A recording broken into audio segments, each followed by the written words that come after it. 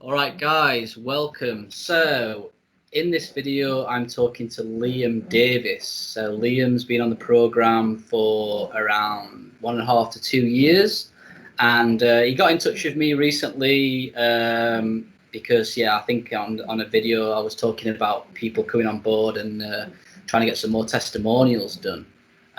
Because it's one thing me and Luke talking about, the program on YouTube, but it's another thing like actually getting the results. So Liam got in touch with me and wanted to sort of come on the YouTube channel and speak about his experience and his testimonial. So hope you enjoy. I'll hand it over to Liam. And yeah, Liam, if you'd like to tell us a little bit about what happened, what happened in the past, what sort of brought you to the healing program, and how you're feeling now, that'd be really great. Yeah, sure. Thanks for having me. So I definitely remember around when I was 13 or 14, just kind of hitting a wall. I remember looking in the mirror and I suddenly was starting to develop acne. I was dealing with a lot of stress at school and feeling very disillusioned with my life, kind of, I guess, as many teenagers do. And as I progressed forward in my middle school and high school career, I started to experiment with drugs because I was feeling very depressed. And around the time that I started smoking weed, I got very into smoking weed because it gave me brief clarity, and it also definitely helped me kind of dissociate from the growing stress in my life of school and athletics and stuff. Was you feeling dissociated before you started smoking the weed, or was it the weed that triggered it? It's hard to say exactly because I definitely was feeling worse in my health. I dealt with a lot Mm, of pneumonia and stuff growing up, and then it wasn't really that mental mm, until it definitely was around the time that I started smoking weed. So I think it was a contributor. And yeah. also, it was like right as my hormones were starting to take off. And so I think Mm, probably the general malnutrition that that most people deal with today mm. that I had was probably activated by just the stress of school. And then smoking weed was just like, Yeah, like a trigger. yeah, yeah. Yeah, I think something that's important to just note quickly is because a lot of people smoke weed and it triggers a lot of it triggers a lot of derealization and triggers brain fog, and it's this kind of the straw that breaks the camel's back. But there's two sort of components in weed. I mean, one is the cadmium. There's one component, it's the cadmium, which causes a lot of toxicity in the liver, which kind of seems to switch on some sort of thing whereby people suddenly get derealization. But at the same time, the cadmium, it shunts copper from the blood cells back into the cells, so you can also get a temporary feeling of relief. You know, so I can see what happens with a lot of people sort of smoking weed a little bit and getting this trigger of derealization all of a sudden, but at the same time getting some sort of ease because the cadmium has actually taken copper from the blood cells and pushed it into the cells. So I just wanted to make that distinguishment because I think it happens a lot. Mm. And from what I understand, oftentimes people are deficient in zinc. I was definitely deficient in zinc before the program. Mm, You'll find out later in this video I was vegetarian and vegan. That obviously made it way worse. I wasn't at the time, but I think probably the cadmium, because I think Dr. Wilson said cadmium replaces zinc or like can mm, substitute for zinc. So I think mm. I definitely would feel like more confident sometimes, and then sometimes it would make me extremely anxious. It was kind of a flip of a coin. Mm, But yeah, so I was getting into that, and I was always also kind of spiritual and I guess book smart as a child, and I loved mm, reading and researching, and I always had this intuition that eating organic was right. And kind of, I mm, think with that, it's paired in Western culture is, oh, organic. Well, vegetarian is how you really have to do it. I just remember reading like, oh, Albert Einstein was a vegetarian. I was like, oh, I want to be smart, so I want to be like him. mm, So I should do that. So as I went on, I was a cross country athlete in high school. I was actually cross country captain my senior year and was like a high performing athlete. And so I could feel my body deteriorating as I was smoking and drinking and staying up late.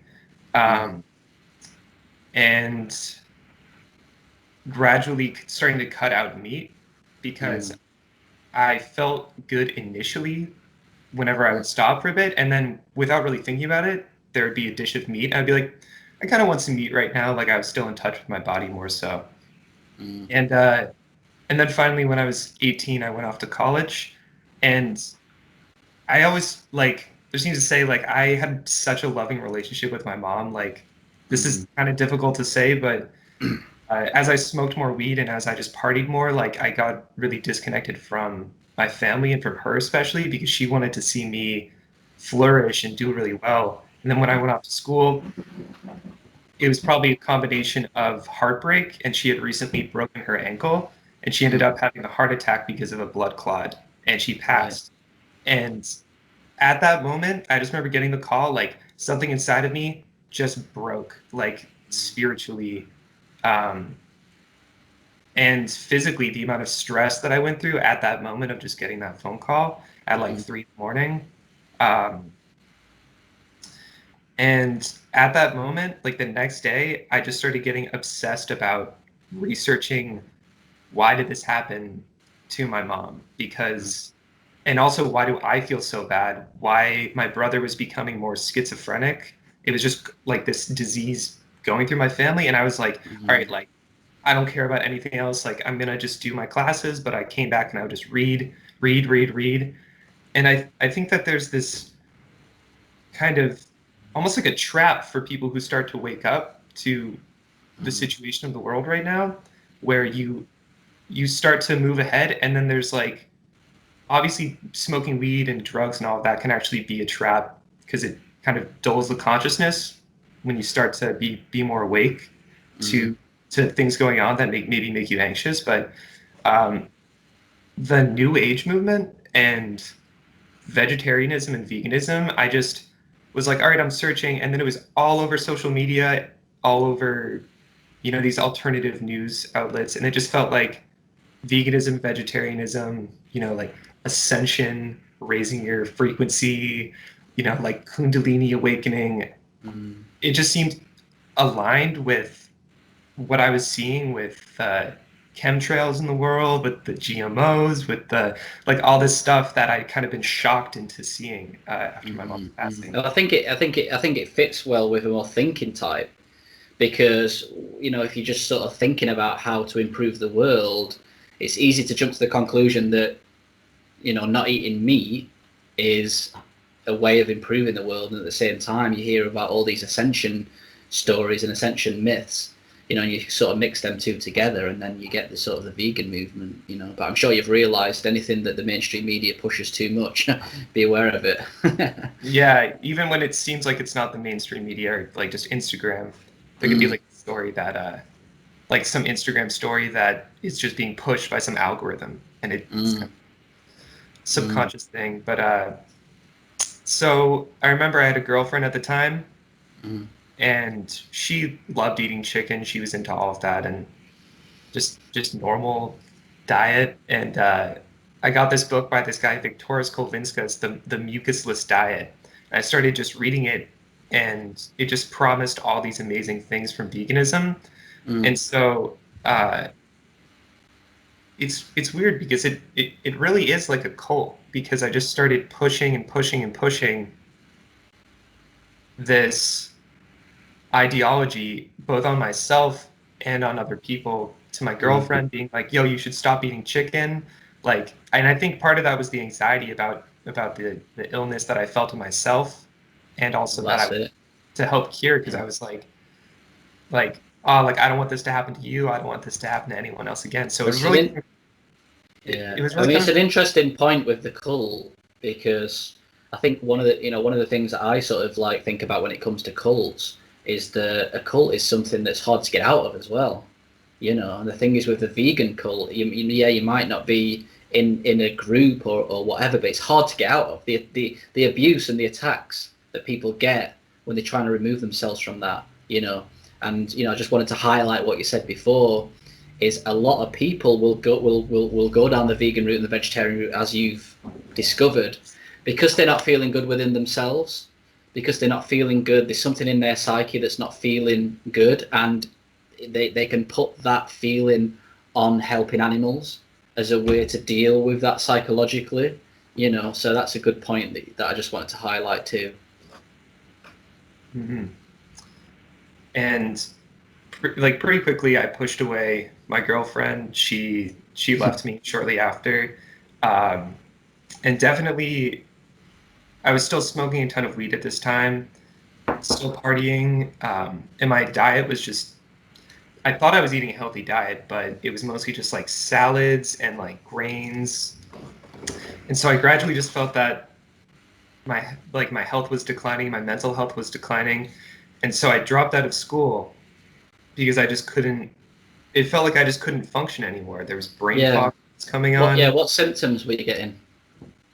Yeah, at that time, since I was like 14 or 15, I developed really bad acne, and I think from the smoking weed, depersonalization, derealization, and just this mounting brain fog, and definitely nothing I was doing was good for it, because it was just staying up late partying. I played in a lot of bands, so I would be smoking weed and just playing music till like 3 a.m.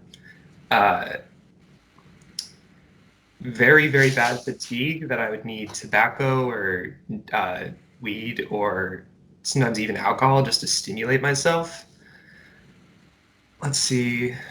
I was developing swollen lymph too. I remember that's something that I still deal with today. And I think that maybe was revolving around liver toxicity in some way. And I started to get really bad insomnia. I would sometimes only sleep like 3 hours a night and then just try to like make it through the next day.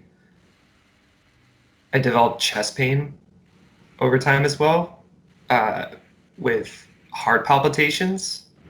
And it just felt like, even when I dropped out and I just decided, okay, I'm going to take some time to collect myself and do veganism right, like I'm going to get all the pieces together. I've always been a very like particular person. Like I'm like, okay, I have this list of things, I'm going to get them all together, I'm going to do this right. So I was taking the B12, I was taking all these different supplements, maca, chia seeds, supposedly for the omega-3, and just living with my dad, and just literally felt like I did not have the energy to do anything. And it was just like, oh no, it's detox. Like I'm detoxifying. And actually a problem that I have with the vegan movement is how they like co-opt the term detoxing and cleansing, because it makes people who aren't vegan or kind of intuitively understand that veganism maybe isn't that healthy, kind of believe that the whole detoxing and cleansing thing isn't true. Whereas I really think that the global warming being pushed by the media and stuff is to mask the fact that the problem with pollution is the toxicity in the world, and that like there is detox that's possible. But when you're eating a vegan diet, actually the meat is detoxifying. Like the meat that you're not eating, that's detoxifying. The eggs, the sulfur in the eggs, like there's like glutathione precursors and just all these things that you're told that the meat is toxic.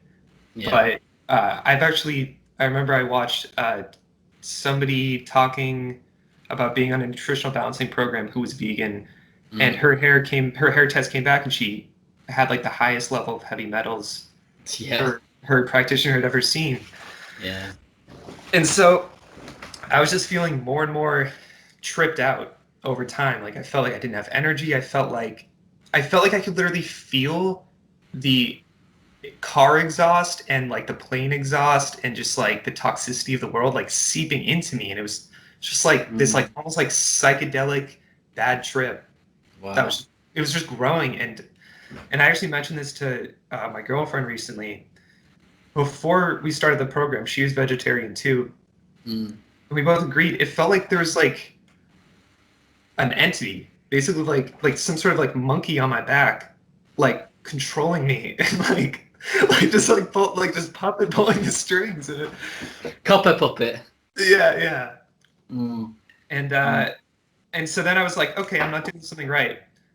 I need to go raw vegan because Right. that's That's the next step. yeah, it's like raw vegan, fruitarian, Fasting. Yeah. And you said Drinking pee. yeah. Yeah, I mean, I actually drank my pee like at one time because I was so desperate. So desperate to detox. Yeah, that I'll You drink drink this stuff that the body's trying to get rid of. Yeah, Hilarious. exactly. Oh, Brilliant. oh. That's funny. Yeah.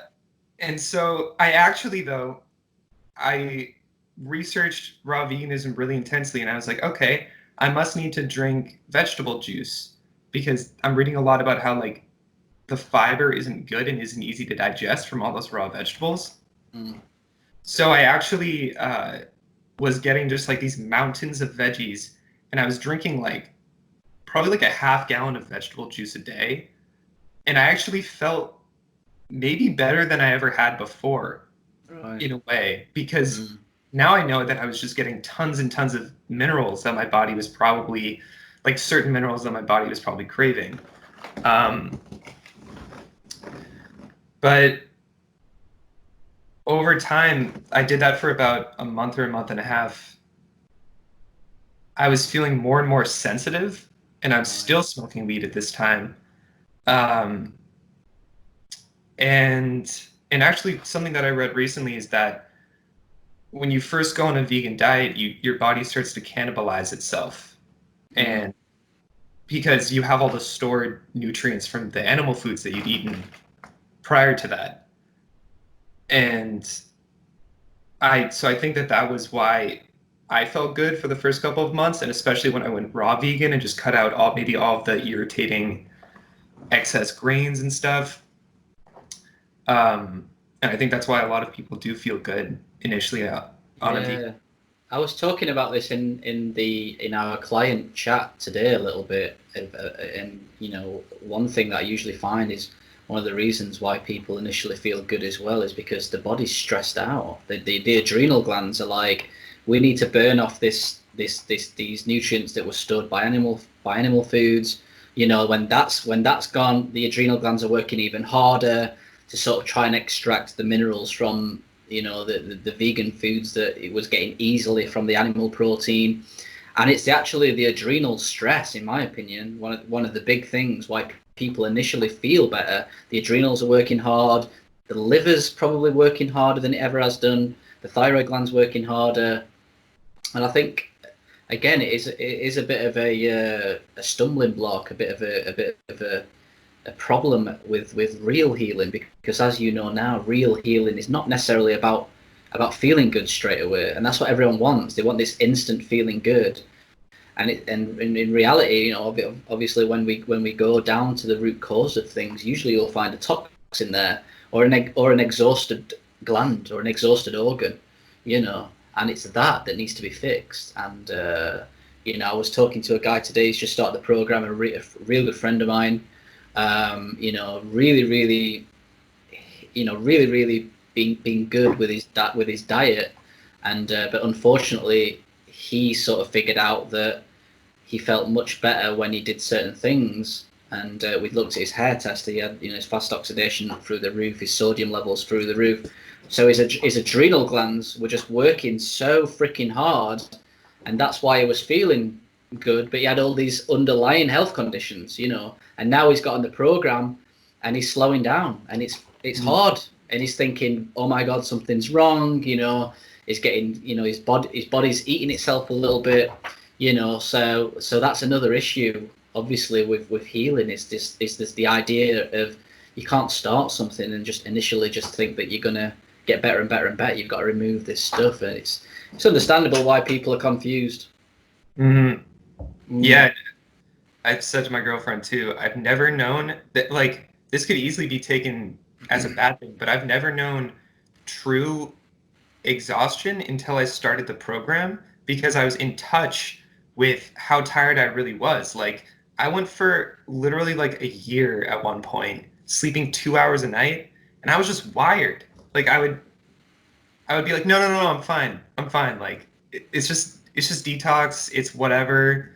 And then when I started the program, it was like I hit the brakes, and it was like, oh my God. I remember the first time I was in 4 lows when I first started the program. Maybe explain to people how you got into the program. Okay, yeah. What did you find? Well, basically, I'll just try to speed it up a little. I did raw vegan for about a month, but it was just too hard to sustain. But I wanted to stick with veganism for health reasons, and then I think gradually I just started to like fall into the idea of, oh, I'm doing it for the planet. I'm doing it for the other vegans. I'm doing it for like to heal my ancestral trauma, whatever. And it's understandable, man. Yeah, and it really did come from a place of trauma, like truly, like in my own life. And so time went on. I just started traveling a lot and traveling to different farms to try to just kind of join like some vegan community because I felt so out of touch with the world. I felt like I couldn't be in society. I was experimenting with psychedelics and just getting more and more yin, basically.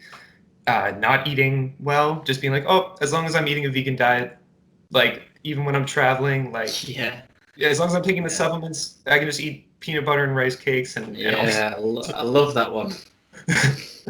And so finally, I just felt so bad on this vegan diet after like a year. This was 2017. I was only on it for like a year, and I just felt way worse than when I had started. And I was like, okay, I probably am just very toxic and I need to actually devote time to healing. And so unfortunately at this time, I found out about the Gerson therapy and didn't really like make the connection, probably because I wasn't thinking clearly that's like an old remedy. And that's for like from like 1900 or something. And that's for people who are like very ill with cancer. And it's like a very low fat, low everything basically, just eat like only vegetables with no salt and just do like 4 super strong coffee enemas a day. And so I started doing that, and very quickly I became so yin and so sensitive from just being so malnourished that I couldn't even do drugs anymore. Like I just felt like I was dying. That it's almost like they made me in touch with how I really felt. It was like, oh, like by the way, it sounds like your adrenals have gone to burnout. You know, before they were probably in a secondary response reaction. You know, a second wind, so to speak. And after you see all the time in these, you know, saw it recently with Tim Sheaf. You know, just and then boom, the adrenal glands just can't hack it anymore. Yeah, so, yeah. It's like what you said in your videos where it's like a board and like people are like, how did I get sick all of a sudden when I was doing all these things? And it's like, for me, it was like, once I cut out, I guess, like the olive oil or whatever I was eating, once I cut out like the more of the proteins, the vegan proteins, my body was just like, all right, like you're just dying at this point. yeah. And it's like it's honestly funny now, but I lost 30 pounds when I was doing that. I was 120, 125 pounds. And that's when things just like hit the fan. My gums started receding super badly. I started getting this pressure in my head. It's like buzzing.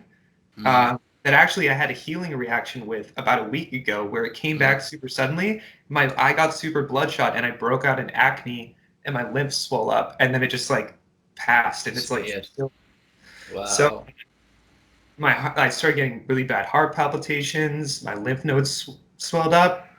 My back is still cracking to this day, in just weird places. I had residual pressure in my ears, and I've just always been a person that like, if I'm gonna do something, like I'm not gonna like go vegan and then be like, oh no, actually I want meat and like go back on meat. I was like, I'm gonna either this is the truth about how to heal or it's not, and I'm gonna find out, and I'm just gonna go deep And so like I just kept doing this to myself. That's the willpower, right? You see, I mean, this is the problem with when people get into veganism, because they will not eat meat, and it gets to a point where you're looking at Tim Sheaf. You know, surely you know Tim Sheaf. You know, where I it's actually don't, but you I don't mean, know Tim Sheaf. He's a big vegan star. I used to know him actually personally. I used to know the guy. We used to train together. Anyway, he started veganism about 6 years ago, and I said to people, I says, look, he's going to go down a bad path. And, you know, he's vegetarian, vegan, that wasn't working for him. Started drinking his own urine, that wasn't working for him. Raw vegan, fruitarian, fasting. And his end point of trying to find the answer was something like a 20-day or 30-day water fast. And that's when he actually got to the point where he thought, you know what, maybe adding meat back into my diet's a good idea, you know. But the willfulness of some people, it's amazing. I mean, something that I experienced is I had a lot of willfulness, and that it can get you into some pretty terrible positions. But at the same time, it can get you out of some deep positions when you're on the right track, you know. So anyway, just wanted to throw that in there. yeah. And if anyone wants to see more, I actually could maybe send you some pictures of like before and after. Like I have this one picture of when I was like in deep. It was about a year and a half of being vegan when I had lost all that weight versus how I am now. That would be a good thing to see. But if anyone wants to see long-term veganism, look up vegans, the epitome of malnourishment, I think, on YouTube. And there's just it's like a horror show. Selfridge. Yeah. Sferridge. Sferridge or something like that. Yeah. No, I don't agree with that guy about everything, but I don't know. I like him. He's goofy. Yeah. You know, but he's gone to the extreme as well. This is the problem with people who get into ideologies. You know, of veganism. It's like he's just carnivore now. That's all he eats meat. Yeah. Raw meat. It's like Matt. You know, like his face is bright red all the time. You know, and you just think, yeah, I like what you've done to uncover the vegan horror, but like, I don't know, like you're just eating all meat. Like, you know, has anyone not come to the conclusion that we've been omnivores for the past 300,000 years, and maybe that's the right way to go? Like, why has no one reached this conclusion? Yeah, that's what I don't really agree with, and also how you can say, like, for instance, these cultures ate mostly animal products, which is, if you look at the work of Weston Price, like what I saw was universally every tribe has eaten animal products, and some of them eat plant foods, but like when I was born, I was injected with vaccines, tons of mercury. Like I grew up eating GMO food. I am not the same like being that my ancestors were, and there are certain things like the supplements on the program, like maybe it's unnatural, but I view that is crucial today, like the coffee analysis, for instance. Yeah, that's another thing. But it's like, you know, anthropologists have proven that we ate nuts, we ate roots, we ate fruits. You know, we ate other things. Like I mean, the argument that we just ate meat, to me, it just doesn't make sense, because the anthropology, we can see it. You know what I mean? Because of the nutshells in Stonehenge, or you know, or whatever. But yeah, like what you were saying, is that we do have an omnivorous diet with the program. The difference is that we're living in unprecedented times of toxicity. You know, that's the biggest problem, whereby our ancestors weren't suffering from this toxicity. We are, you know, so we unfortunately have to do additional things that are not quote unquote natural. The coffee enemas, sauna therapy, I suppose, is not quite natural. Supplementation is not natural, but that's something we've got to do in addition. But we're still pretty much doing the principles of what our ancestors did, you know, apart from understanding the balance between yin and yang, which is another important aspect people fall on. But in reality, we are pretty much following a similar path to how we've lived, how we've evolved for hundreds and hundreds of thousands of years. Yeah, amen. And let's see. And so at this point, you know, I've been doing this Gerson therapy for a couple of months. developed all these problems. And I remember I don't know if I'm just good at convincing people of BS or something, but I just, growing up, I convinced tons of people to smoke weed because I thought it was the answer. Then I told a bunch of people to go vegan because it was the answer.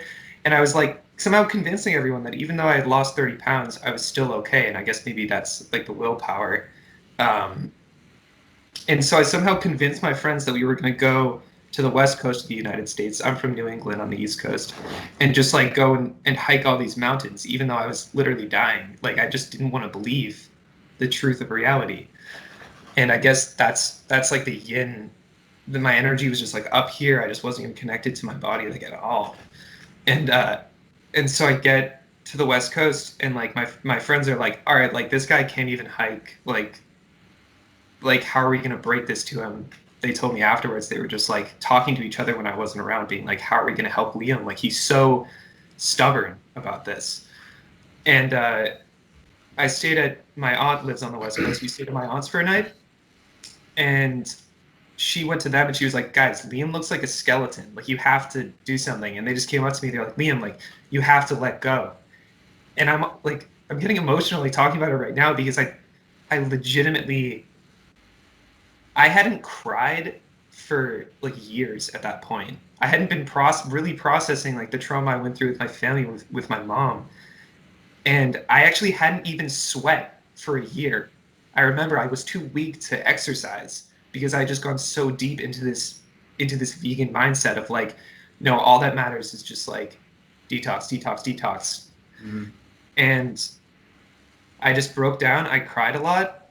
And then I was like, all right, you know, maybe this is all just mental. Like, I'm just going to eat whatever. I'm just going to go back because everyone is, relative to me, way healthier than me, everyone around me. Mm-hmm. So I'm going to go back and see if it's just all mental. So I just gradually, like, just started eating any food I could get my hands on. I remember at one point, and I was trying to do vegan at first, and I slowly started to introduce animal foods. I remember I got this thing of coconut butter, and I literally ate 1.5 pounds of coconut butter. It was like 200 grams of fat because my brain just needed it. Like, it was insanity. And so then fast forward, I had started to just slowly rebuild my life. My acne came back really bad because I was just eating a standard American diet, and I decided to go back to school because I just didn't know what else to do. Like, I was like, all right, like I just have to go back to my family. I have to apologize to my family, make amends. And you're feeling depressed at this point? Feeling miserable and depressed, or? Yeah, I feel just depleted. Mm-hmm. Like my emotions are not stable. And like my emotions don't feel stable right now. Just talking about it, it's like I don't really talk. It's powerful stuff. It's cathartic talking about this stuff, man. So it's totally normal. You know, now you've got the energy to actually process this stuff more healthily. You know what I mean? Yeah. So embrace it. Yeah, I've been embracing it. That's for sure. Good. And so I go back to school. And now something really interesting happened when I went back to school. I went back for sustainable agriculture because I just want to have a connection to the earth. I want to have a farm with my girlfriend one day, just like a family, and I do want to help heal the world.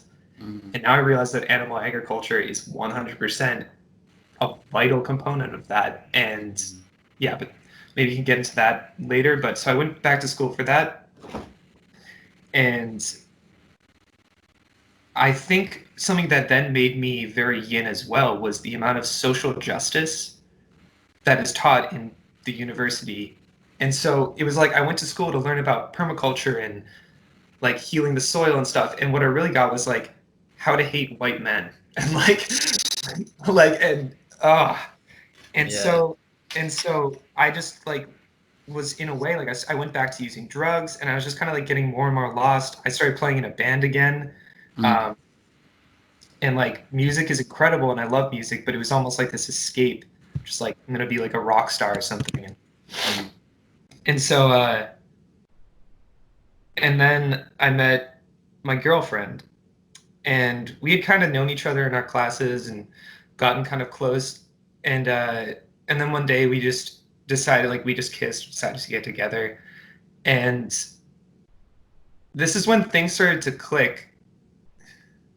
because we had both read this study that said if your partner smells bad to you, then it's likely that you will get divorced. Like the divorce rate when partners didn't like the smell of each other's clothing or something was very high compared to, which just makes sense because because it's like you like the other person's body basically, and so she had been making a lot of sourdough bread at the time, Right. and she asked me to smell her, and I didn't like the way that she smelled. She smelled me and said that she liked the way I smelled, and I at first we didn't really make the connection, and then I was like, oh, maybe the way that she smelled yeasty, like that sourdough bread she's been making. Maybe the reason why people stay together for a long time when they like the smell of each other is because they eat similar foods, or they just have similar like excretions basically. And then I just thought, okay, well, like she's eating sourdough and I'm not, and she's getting yeast infections from probably the yeast in the bread, because she was vegetarian as well, so she was probably more prone to the yin condition, the yeast. And so I went on Google and I start looking up like holistic cures for yeast infections, and I'm just scrolling, and then I find drlwilson.com, and like it's like the treasure trove. Oh my god! Like it was like, okay, the yeast infection, like what he's saying about this is cool, but like, what about these hundreds of other articles, like this wealth of knowledge? And it was like I'd been looking at all these gurus the whole time that I was vegan, looking for information, and it was like, oh, I feel intuitively and intellectually that this is truth. And I was like, oh my god! It was like I had a hunger, and I just started going really, really deep into it. Yeah, to research. Good point. Good point. The intuition, because that's like the yin and the yang as well. Do you know what I mean? It's the science and the spiritual come together, you know. And I feel like this is a big problem that we're suffering from as a human race at the moment. We're too intellectual. We're too science based. We just forget about the spiritual and really important aspect. Yeah, that's a good point, because I think that also drives some people to veganism because they resent the masculine, because the science is more the masculine. And so people kind of sense like, oh, there's too much thought, too much like intellectual science going on. I'm just going to go the whole other direction into like femininity, eating fruit, just all that stuff. And let's see. And so then I went to her and I was just like, hey, I found all this information. Some of the stuff he says about politics and stuff, I don't agree with. Now I agree with it much more. Pretty much almost everything on there I agree with. Not even just like in lockstep, but in like, oh yeah, like I've experienced that this is true in reality. Now that I actually like am here in reality in my body. And so I brought this information to her, and yeah, we just love each other a lot. And she was just like, Liam, I trust you. Like, even though we had only been together for a couple months, it just kind of felt like this fateful, like we were there to support each other thing. And so Nice. He said, we just kind of like gradually started stepping into it. And he said Dr. Wilson said that eating meat was good. And so I was taking this class for my farming degree that was raising and slaughtering chickens.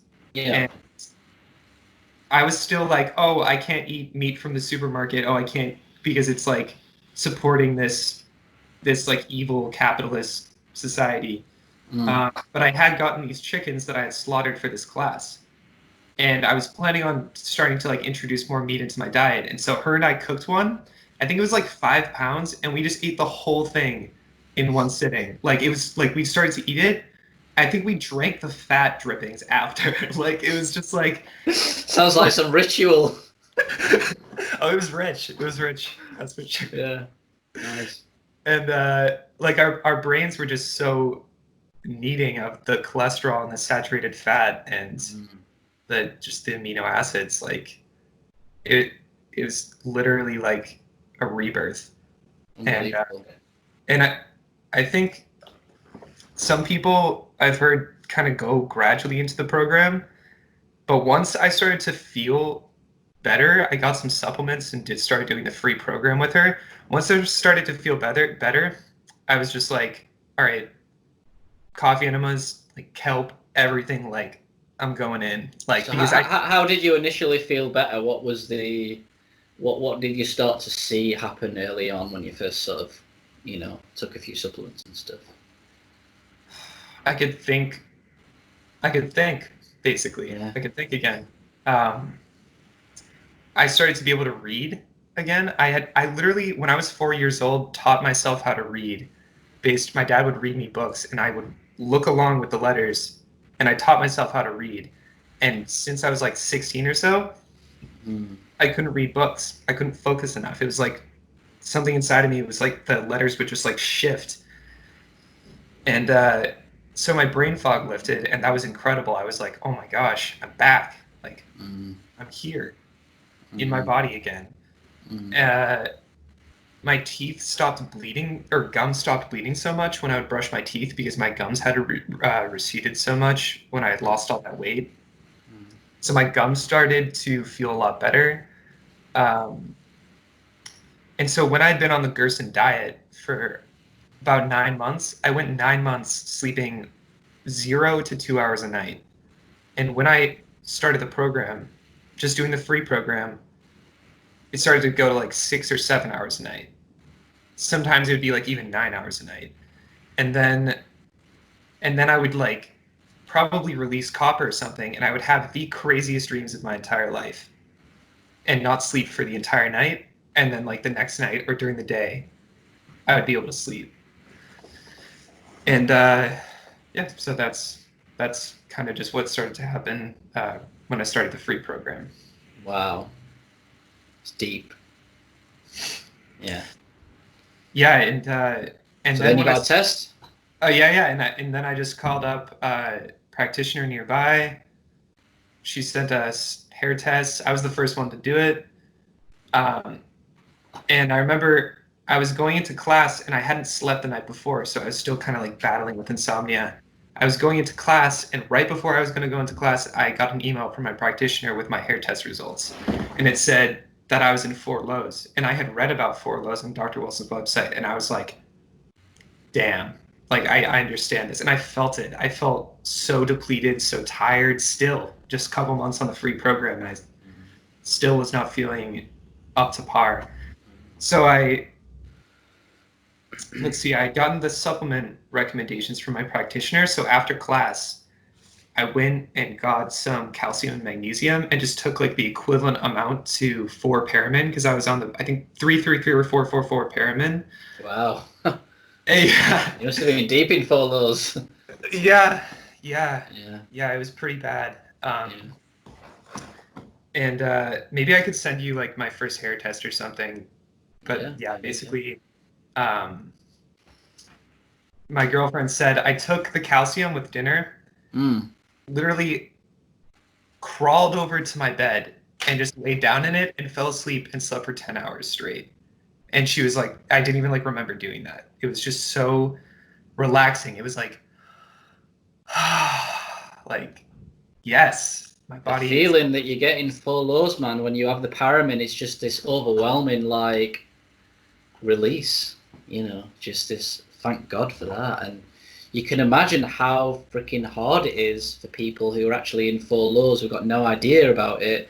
They go to the doctors, they go to a naturopath, and they're given B-complex vitamins, they're given adrenal stimulants, they're given adrenal hormones and thyroid stimulants and all this sort of stuff. And it's not what people need. And I think it's it's something that Dr. Wilson, Dr. Paul Eck has discovered that it's such an important medical discovery. It's like one of the leading discoveries, in my opinion, of the 21st century in terms of, healing the body and whatnot. And powerful testimony, man. Yeah, carry on. All right. Yeah, the information about the oxidation rate, like that should be taught to all. I mean, in a perfect world, it would be taught. Like that is a breakthrough. Like yeah. All right, so you got the test. Yeah. You took the calcium magnesium. You fell asleep for 10 hours. And how was the journey in 4 lows? It was rough at first, but I just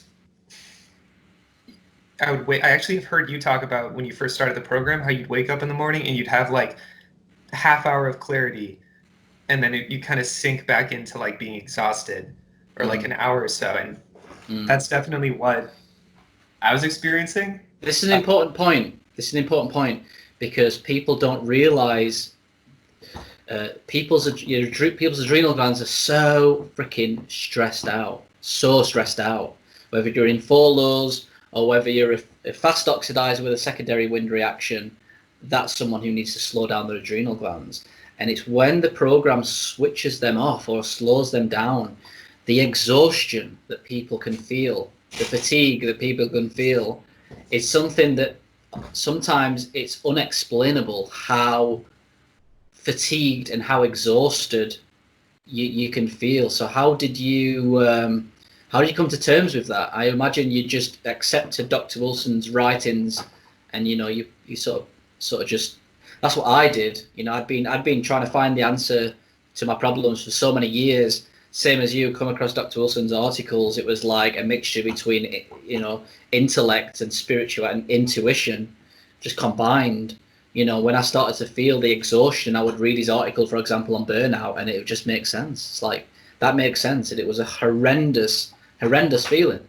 Waking up every morning as if you've been hit by a train after 11 hours sleep, and it's just like unbelievable. So I'm glad you're bringing that up. Yeah. I mean, just the extent of damage that I did to myself on the vegan diet, I still have a lot of days where I get up. I've been on the program for 2 years, where I still get up and I'm like, I'm exhausted. But I have faith in, like I said, the intellectual aspect of it and the spiritual aspect of it, because I understand that, like my intuition that led me to do veganism was part of like, oh, there's pollution everywhere, like there's toxicity. So when I feel, for instance, wired and I can't sleep for the whole night and then I'm just exhausted the whole next day, like that's copper or something, or that's mercury. Like I can go and read that and I can be like, okay, and then I get my hair test a couple month later, whatever, and it's like, oh, there it is. Like the copper, the aluminum, the mercury, like that was coming out. Like and I think I just felt so screwed by life, or like by my own actions, that I was so desperate that I was like, you know what? Like I can sense that something is happening that's good here. So when I feel bad, I mean, he has the articles about healing reactions, so I know that there's at least an excuse, if not a truth, about what happens to you when you're feeling bad, what happens when some of these symptoms flare up again. Exactly. So I was like, all right, like I can push through. I can have faith, and for instance, things would happen to me like I think a couple weeks after I started the program, I suddenly had a dream where I was talking to my mom, and I hadn't seen her. I hadn't like seen her in my dreams or anything for years, and I was talking to her just very directly. I just remember it being in the dream, being like, this is weird. Like I don't remember talking to my mom. Like is like in recent memory. Like is there some reason why I haven't been talking to my mom? Like not like, it was almost like I was partially lucid, and I was telling her about the program. And I was explaining like the diet and coffee enemas to her, and I was like, "Oh, like don't worry about coffee enemas. Like it seems kind of weird, but it's necessary." And it felt so real and that's just one example. Like being on the program, I think just actually getting what the body needs actually awakens that true higher power coming down into the body through the pulling down exercise, through like the eating of the meat, and just pulling that energy down. It actually awakens that connection to the spiritual realm. And it's not even like this woo-woo thing. It's like, I guess that's how humans were when they were healthy in the past. Like For sure. Yeah, like a natural thing. Yeah. And so being in Four Lows was rough because I was still having to go to school. I was still having to have a job.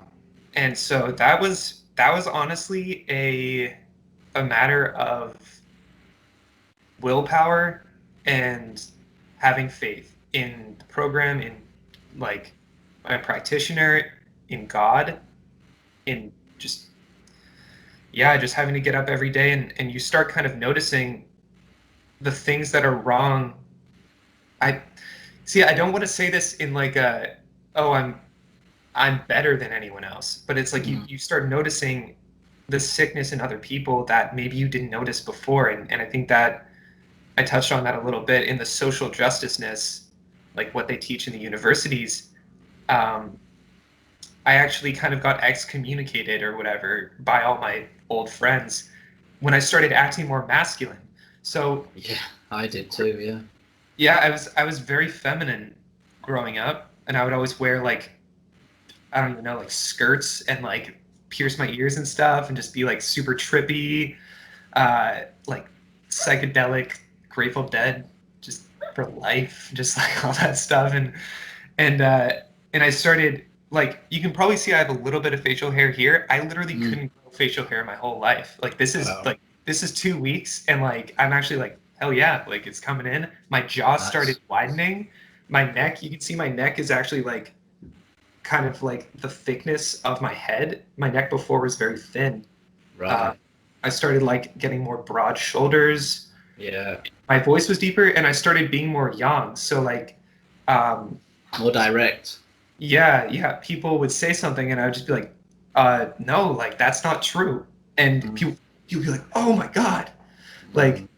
I thought everything was subjective. I thought my individual experience dictated reality, and Yeah, that's a big one. That's a big one. And I think the masculine energy has been systematically removed from the system yeah, because the masculine energy is the I like to call it the elevator shaft of the building. It's there. Do you know what I mean? And the feminine energy are the floors. And you take out the elevator shaft, you do a lot of damage. And I experience it now. I'm way more masculine than the people not that I hang around. You transcend certain peer groups. I think the new age community is a step up. The new age community is a step up from just absolute the chaos of Western world, and then you go to the new age community. It's a way of transcending that. But you get into the new age community, and it's just so toxic, so toxic. But the new age community, it's a way of being more spiritual, but keeping the ego. So it's like whatever your truth is your truth, and your truth's different to their truth. So some people are into polygamy, some people are into conscious kink, some people are into fruitarianism. It keeps the ego intact. And then the more masculine you get through there, you just start repelling most of the people in that group because me and my girlfriend was watching Vikings on Amazon Prime, the Viking series, and like the men in there, like they're warriors. And it got to the point when sort of you look at how the women was treated, in terms of the patriarchy. And I'm like, how do people even talk about a patriarchy these days? Like, you've got no idea what a patriarchy is. If anything, I think females are put on a lot of pedestal these days. But you generally find in the new age communities that the women complaining about the patriarchy are the ones that have done things and got themselves into very toxic, abusive relationships. So they have a vendetta against men, and you come with a more masculine approach into these new age groups. But what's good is you'll generally find that a lot of women, you might have seen it yourself, is a lot of women who have been caught up in all of that sort of new age nonsense. They will see you as this masculine energy, and in the beginning you might repel them. But I know a few women that have been repelled by something I've said or the energy that I've said, and they've repelled, and then they'd have done something toxic. They'd have slept with someone or done this or stopped eating meat or whatever, and then they'd be like, "Oh, Lewis said something about that," so they come back, and then you'll say something else that triggers them, and then so you sort of help people sort of come out of that new age scene as well, which I find quite interesting. But yeah, I mean, the male energy has been systematically removed because when that's not there, you get a weak population, an incredibly weak population. And it's embarrassing. I mean, it's really, really embarrassing how some males act, you know. And you're the toxic one compared to them. I mean, you're the toxic one, which is hilarious. It's like, oh my god. But you know, this is the argument between left and right these days. And you know, you probably was the same. I was liberal, you know. Oh, I want to save the world. You know, like everyone's equal. This is the sort of stuff, and it sounds amazing. We can all live together in utopia, and when you transcend that past the liberal thinking, the toxicity involved in that way of thinking, that community is it's disgusting. Some of the stuff I see, it's absolutely disgusting. It hurts. It literally hurts to just be confronted by it. Yeah. And the coronavirus is just an absolute playground for the liberal sort of thinking. Well, when you don't have health, and when you don't know the truth, you look to somebody else for the truth. So at that point, you're just open. You're open to literally like entities, but you're also open to like the government can just at any moment be like, oh, by the way, like you're gonna die from this virus, this thing, and then you just have to bend to that because you don't have the integrity of the truth, the truth of reality, like the integral truth of reality. And you were saying the left and the right. I think that that's like an abstraction, really, because the left is the feminine, the right is the masculine, and it's all about pitting them against each other. When in reality, the way that I think about it is women have the ability to literally make lives with their bodies. That's a gift. That is an absolute powerful and a birthright.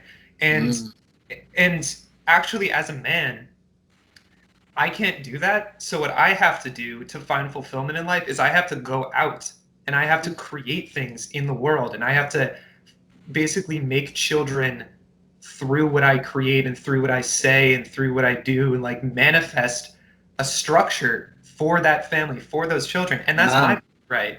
Manifest. Man, it's a very masculine sort of thing to do. You know, language has a lot. You know, you follow the etymology of language down. It's all there. The male, the female. Do you know what I mean? What the word government means, what the word capitalism means. It's all there, like written in language. It's really powerful. But anyway, I want to sort of get back onto the sort of testimonial. So you started feeling more masculine. You started having this more masculine energy. Where are we at now? Started having this more masculine energy, and let's see. So I actually, at this point, like I almost got kicked out of school because I was accused of sexually assaulting somebody, and I'm not even afraid to say that because, like, it was literally all made up, and all these women started going behind my back, being like, "Oh, Liam's abusing his girlfriend because my girlfriend now." She distanced herself from them. So they were like, oh, what is Liam doing to her? Like, we have to break them up. And it was like this whole like cult, like trying to pull us back into the yin existence. It was really intense. And we were living with people who were like, this was like our roommates. And so we were like living in my bedroom, like walling off from the world, just like doing coffee enemas in the sauna, just being like, and Liam sucked his girlfriend into a cult. I bet that was the narrative, right? Yeah, essentially. And it's amazing how fast, just like everything was clicking. Like I started to just listen to people like Jordan Peterson and stuff, and suddenly it was all just making sense, and I was like, oh, like part of what gave me faith in the program was that my experiences, like intellectually and in the world, were aligning with what Dr. Wilson was saying. Was that like I would become more young? Because before I had been like, these politics on the program, they're not true. But now I was starting to accept them. And so then we just had to distance ourselves from that, and we gradually just started finding our own place to live, finding jobs that were just less toxic in terms of having to work so hard, or maybe be around people that were toxic. We just started really getting into the program and into kind of, I guess Dr. Wilson talks about the program sometimes as almost like a monastic thing, or like a kind of like you have, because like you said in the past, or I don't know if you said it when we were recording, but in the past, people would have to be in a monastery in order to detoxify for 20 years. And now it's happening to me at an accelerated rate. It's happening to my girlfriend at an accelerated rate. So we kind of had to like initially just wall ourselves off from the world. And we spent the first probably year on the program just like doing our own thing. I didn't really like go out to see anyone. And it just felt like after all the years of pushing myself and just like telling all these people about veganism and trying to get everyone into the vegan cult and like hurting myself and running around traveling so much, it felt like I finally had found peace. Yeah, you don't necessarily need to tell people as well. I find this, you know what I mean, you probably found that as well. You know what I mean, yeah, you want to talk about it because you're passionate about it, but you don't necessarily feel a need to impose it upon other people. I think that's the difference. You know, the vegans try and impose it on someone, whereas probably the energy that people get from nutritional balancing, especially with my friends, is I never impose anything on anyone. I just speak about the truth, you know, and if they want to join it, then that's completely up to them. And I think that's a real important distinction that people can get to. Yeah, it's almost like a virtue signal when you're talking about all these things like, oh, I'm so healthy, oh, I'm this, but really you're not. Like, if you talk about how honorable you are, you might not be honorable. And I didn't really recognize this until the program. And so, yeah, I guess we started to become like a living testimonial of the program instead of telling people about it. And so sometimes I'd go home for a holiday to my family, and they saw me when I was just wrecked, and they would be like, "Wow, Liam, you look good. You look kind of tired, but you look better than I've ever seen you in your life." And like, that's pretty good. That's what usually happens in the beginning, is that people's bodies start to look better in terms of if there was overweight, they become more lean. If there was too underweight, they put a bit of weight on. But at the same time, you're detoxing a lot, you know. So the eyes can get a little bit dark in the beginning. You know, that's what happened to me, you know. But yeah, I mean, when people start noticing as well, that's a big step forwards. I think in the beginning it's difficult because the exhaustion is, for some people, and you've experienced it, the exhaustion is so overwhelming, you know, and you're still thin and frail, and you know what I mean, you acne, and you don't look good. That's great fodder for these people to be like, oh, nothing's working, that's not working out for you, you're doing a really bad thing, blah blah blah. You know, it takes a little bit of time to look more healthier, but you know, you probably experienced a little bit is how your mind just works better. Your mind, and people pick up on that. People pick on slight personality nuances that someone's just more clear. You know what I mean? You can look at people in the eye with much more vigor, you know, and much more groundedness and yang. And I think that's like a powerful aspect too. Really, really powerful. I mean, so how are you feeling now? I mean, you know, obviously it takes a long time to fully heal. I know that you had a list of symptoms that you've got. Are they still up there? Maybe you could tell people about the symptoms you had before, and maybe briefly, you know, where you're at with them now. I think that would be a massive help for people. Okay, yeah, absolutely. And I also want to say, like, if you are in that stage of being frail or tired, or like you just started the program and you maybe feel like you're being targeted by people in your family, being like, oh, you're not getting any better, just realize that maybe you should go read the article from Dr. Wilson about energy vampirism, and realize that people are kind of looking to validate their own lives, and you just have to you know, stay the course and have faith in like what you feel is true. Or I guess I mean, maybe you won't even feel it's true sometimes, but just, yeah, I guess trust me. But I mean, the good thing about Dr. Wilson's article is you'll find an article that you resonate with. For me, it was brain fog.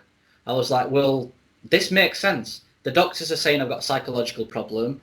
Dr. Wilson's saying it's more of a physical problem. That makes sense. In my heart, in my soul, I know I'm not psychologically mad. Feels like it because I can't integrate with the world. So that makes sense. And then you start the program. For me, it was extreme exhaustion. Like, never experienced anything like it in my life. All right, you read the burnout article, you read the chronic fatigue article, what happens? That makes sense. It makes sense. And there's something you can, like my girlfriend's in 4 lows now. We've not been going out for long. She was a big calcium shell. We've been going out for a year. She was calcium shell, adrenal glands through the roof. She's living with me.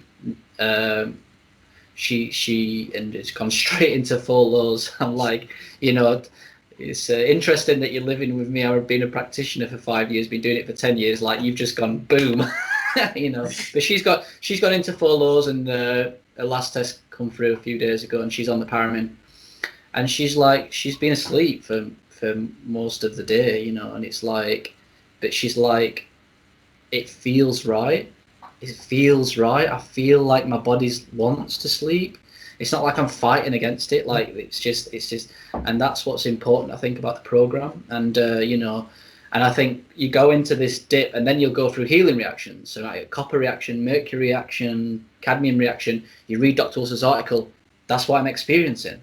So all of these things start to make you realize that what's happening is more and more and more truthful. And then I would assume you're probably coming out the dip now, right? After 2 years, the 2 year hump, we call it. We should probably call it the 2 year dip. It's not a hump, it's a dip, But, like they say in the Bible, you walk through the valley of the shadow of death, you kind of got to go through that, fear no evil, and just get past that.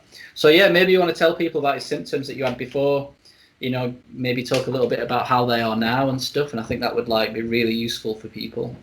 Mm-hmm. Yeah, absolutely. And so, first off, I had chronic insomnia, just so terrible, and it was kind of this foundationless insomnia. There was always just something wrong. I felt like I couldn't turn my mind off, and it started in high school, and it was just escalating. The sicker I got, the worse it got. Now, I usually sleep 8 to 9 hours a night. I actually went through a healing reaction about a week ago, and I was only sleeping at 4 or 5 hours a night, and then I would take naps during the day. But there's a foundation to it. I understand, okay, like I'm going through a healing reaction. I know this because there's usually other symptoms that are associated with it. I had absolutely terrible acne from growing up. I would literally go down to the corner store after school, get bags of candy, eat ice cream, frozen pizza for dinner. And so that started from when I was a teenager, and it would just be even sitting in this chair, if I had any acne on my back, it would be I couldn't even be comfortable because there'd be so much pain. That was actually, I literally tried so much. Everyone knew me as the person that had absolutely horrible acne. And I attribute it to probably, obviously the diet and the sauna and the coffee enemas, just moving my liver and just helping my liver heal. It went away so fast. I can look myself in the eyes in the mirror now, and I like my face. Yeah, you've got a clear face, man. You got a clear face from where I can see. Amazing. Yeah, that's unbelievable. I'm that alone, I'm so thankful for. I was having chest pain and heart palpitations, especially on the vegan diet, and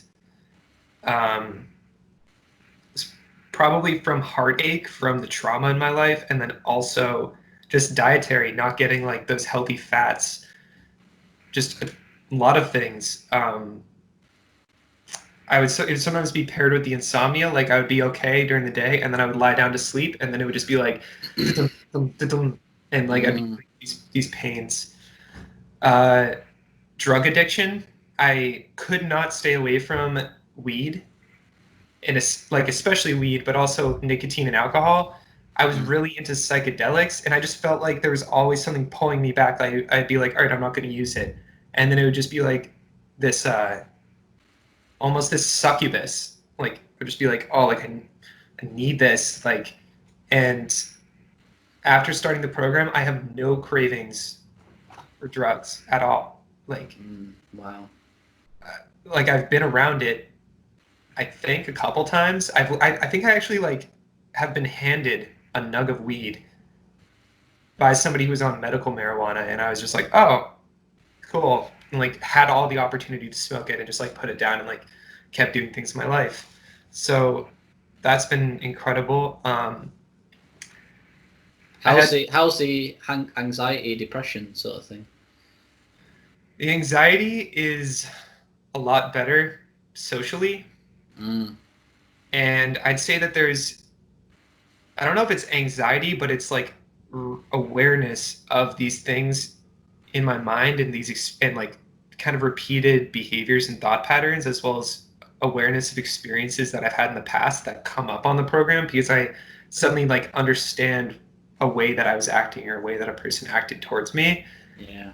And I'll get some anxiety from that, because it'll be like, and then I'll usually have to pull down when that happens, because it's like, it's neither here nor there. It's just kind of like a processing of latent information. The depression, like, I don't have depression at all. I taught myself how to program. Like, I taught myself a programming language over the past 5 months. Learn to code. Yeah. 100 days of code. And literally, because I always wanted to, and I guess that's like depression and brain fog lifted, and I could think again, and I was so happy that I just was like, I wasn't stuck in depression. I wasn't like, oh, like I'm on the computer on YouTube, like, like, it was like, I'm gonna do something with my life. Like, I want to be able to, like, build a robot if I want to. I want to be able to raise animals if I want to. So it's like, now that brain fog and the depression has lifted, and I have the energy to actually start doing things, as well as a framework for when do I go to bed? How long should I maybe sleep for? When should I eat? What should I eat? Which is really lacking in our society. Now that I have that framework, which it literally lets me have meaning in my life, because I get to, because like life is about being in motion. And I think a lot of depression is just like a yin cold condition where you're kind of like just stuck in yourself. And yeah, so I had depression for about 9 years, and nutritionally, I think depression can also be attributed to nutrition. So I think getting the nutrition right just really like lifted this fog that was preventing me from having the energy to manifest the life that I want, or to begin to manifest that life, because it's hard sometimes, but totally worth it. Yeah, so I agree. Cool. Yeah, I had depersonalization and derealization that lifted with the brain fog. I had gum recession, like gingivitis, especially that came with the veganism. That's basically gone away. My gums are still kind of receded, but they just stopped, and they're not really sensitive anymore. They don't bleed. I had pneumonia about 10 times growing up. Wow. And yeah, they thought I was going to die of it at a young age. So I've been able to breathe much more deeply, and actually, I think it's almost like I had scoliosis growing up, and that's been correcting itself a little too, and it's all like in here in my lungs. And I think that everything's probably connected mentally and physically. So I would have difficulty talking about, like, manifesting my thoughts into words and like telling people how I really thought. And I think that was related to like just like muscular and skeletal tightness and sickness in this area. So I've been like literally, sometimes I'll just breathe deeply and my back will crack, like right around my lung area. And like my shoulders, I can just crack them multiple times a day. And it feels really good, like I'm releasing energy. So I don't really have. Yeah, I mean, one amazing thing that I found is I had a really poor posture, whereby people would comment on how I walked. I mean, it's like, Lewis, you walk like a caveman, And I was like, well, surely the only way to fix posture is to just like force you to like sit in a lotus position maybe, and just like sit on like you sit on like a ball or whatever. But what I found is, like, as I started to detox copper copper is malleable. It's a soft, malleable metal. When it's toxic in the body, it creates this soft, malleable body. That's why women are more soft and supple than men are. And what I found is, as I sort of detoxed the copper, and had an influx of zinc, and my muscles and my tendons and my ligaments started to get more zinc and less copper. My shoulders went back, my posture improved, my head was tilted at the right angle, and I was like, I haven't even done anything to like do this. I thought that this was a physical thing, and I'm gonna have to fix it with a physical exercise, and that was like shocking for me. And obviously you'll have read Dr. Wilson attributes scoliosis a lot to copper as well. So it'd be an amazing testimonial if you see how well your scoliosis can sort of return back to normal. Yeah, that'd be great. Yeah, Wow. yeah. And let's see. So shortness of breath, that really went away. I have really bad swollen lymph in my armpits, up in here, and around my groin area. That receded very quickly. I actually still have swollen lymph up here, and I think that there's some sort of chronic infection, literally from my brain down to, I'd say around here, on possibly both sides. And so my lymph will swell, and then it'll kind of go back and swell, and it's probably also related to my thyroid. Yeah, it could be related to your scoliosis as well, you know what I mean? Because if your head is slightly off tilt, if your axis is not quite there, which it won't be, that can cause a lot of infections. It can pinch nerves, it can pinch meridians, Yeah. and that's why the program is so integrated. Everything works together. The diet, the coffee enemas, the sonotherapy, the meditation to unwind all of these lesions, these traumas, these nutritional imbalances. It's a fascinating process. Yeah, and I still struggle with the posture and everything, but like you said, it almost like my body is suddenly like propping itself up, and it just turns out that the healthier I get, the more I do like the spinal twist and the pulling down and just stay true to the program, the more my body just starts to kind of like pull itself. Lift out. Yeah, Yeah, like a flower blossoming. It just yeah, opens up. yeah, totally. Yes, yeah, yeah. Mm-hmm. Um, Amazing. I Yeah. had extreme fatigue. Obviously, that's gotten better, although the fatigue of a different nature of the healing can come back. Yeah. Uh, Yeah. I was really addicted to pornography Mm. and ejaculating just way too much, like, which was Yeah. not a good combination, especially with the vegetarianism and the veganism because of the zinc that Mm. you lose through that. And also, I Mm. think it was just part of the depression and part of the wanting wanting the feminine in my life, like, but Mm. not being masculine enough to go out and actually attract it. Like I was always kind of the the like friend zone, like the simp white knight guy, like Yeah. just Incel. yeah, yeah. And like just kind of like I had so many friends that were girls, but they never would go for me, and I would never really attract them. And like it's not okay, and also on the program, like my penis has gotten bigger. Yeah. Like just need to put that out there that like there are these things that guys want. Like no Yeah. pun Same intended. here. I was like, oh, this is a pleasant surprise. Yeah, yeah. And like it's this huge thing of like there's all these pills and these like kind of like mental illnesses that manifest of just like wanting to basically love yourself and to be the person you want to be. And it's like this is how you do it through nutrition and detoxification. And I didn't actually want that like on the surface, but I was like, oh, nice, okay, cool. And Yeah, that helps. yeah, yeah. And the I'd say the porn was one of the harder things to stop actually. Yeah. Uh, Yeah. it's really deep It's because too it's like easy. It's too easy as well. yeah, dude, especially like I'm learning programming, so like I hit a problem and my brain is just has that old dopamine Mm. attachment Mm. of when I was growing up. Every time I was stressed, I would just get my like iPod Touch and go hide in my room and go look at porn. Um, and and so I've been like getting over that. And so I've actually only been porn free for like a month or two technically, but I don't masturbate anymore. Like I don't. It's just like realizing that there's just more to myself than that, and that's wasteful, and that's it's selfish and it's a waste of time, and it hurts my relationship with my girlfriend, and like I want to have down sex with my girlfriend. I want to have a loving relationship where I don't feel guilty for looking at other women, like, and it destroys a lot of relationships. 100%, Yeah. 100%.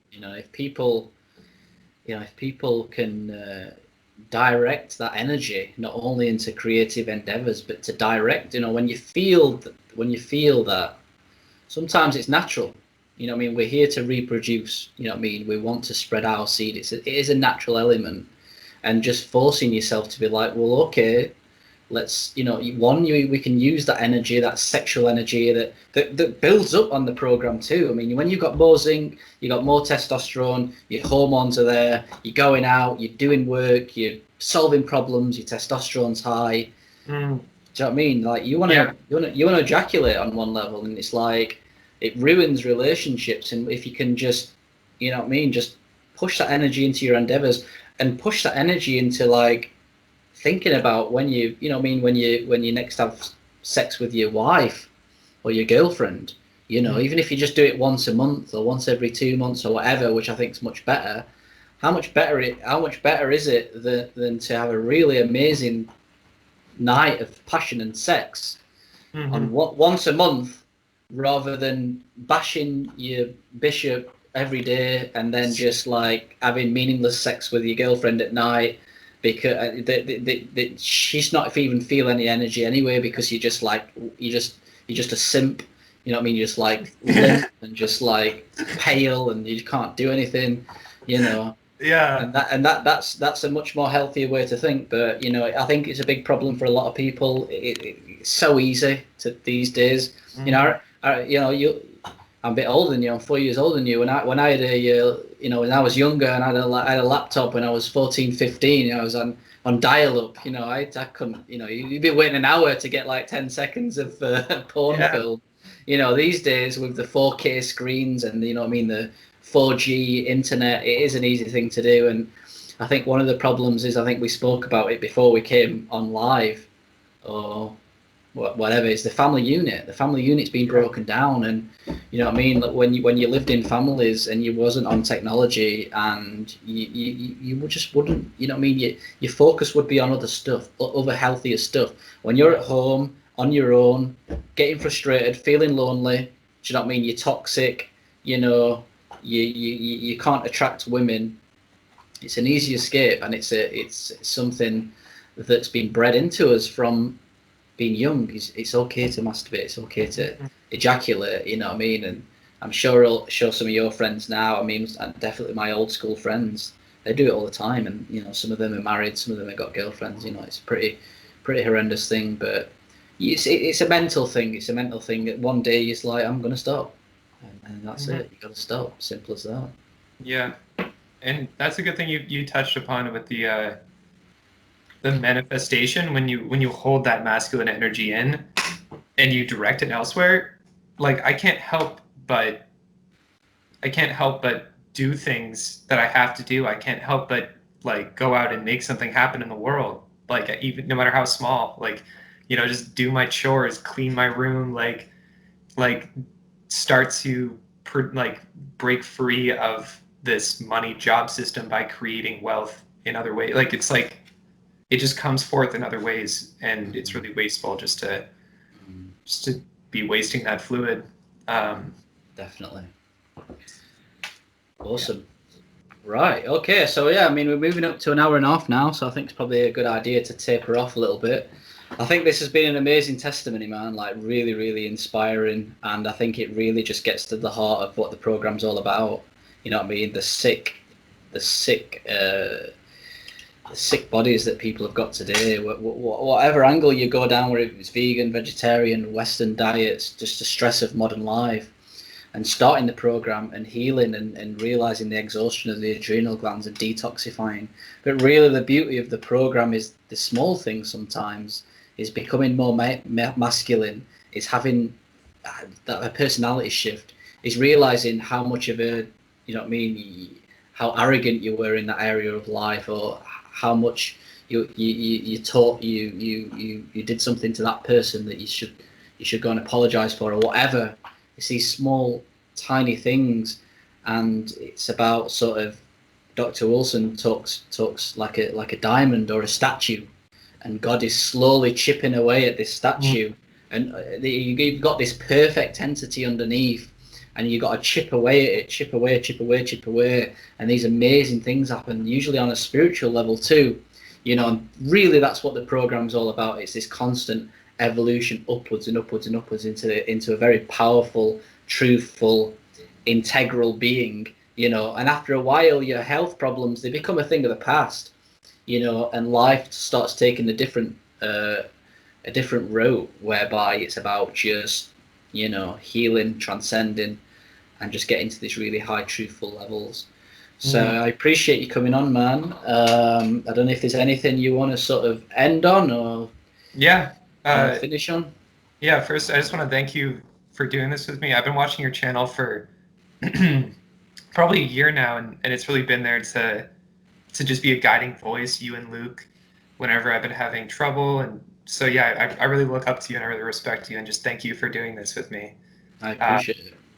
And I'm glad to share, and I hope that this testimonial helps people. And if you're a vegan or you're a vegetarian and you're out there watching this, just know I'm speaking from a place of love and compassion for you. And you really have to recognize that if you want to change the world, you have to heal yourself. And veganism is not the way to do it. And I just have to say that as an absolute truth. It's nutritionally deficient. It does not reflect true nature, the true nature of humans, of reality, of being connected to animals, of just the order of nature. And you're actually being used by basically the New World Order to manifest something really dark. And there's a way out of it. And nutritional balancing is definitely a way to get onto that path. So amazing, man. Brilliant. All right, Liam, thanks a lot for joining us. Guys, if you're watching this and you're interested in the Nutritional Balancing Program, please send me an email, me or Luke, lewis@deeppeelingspace.com. If you enjoyed this video, please hit the subscribe button. And yeah, maybe if people are interested in getting in touch with Liam, send me an email, and I'm sure we can sort of link you together. Brilliant. Yeah, so thanks again, Liam. Thanks for watching, guys, and I'll speak to you all soon.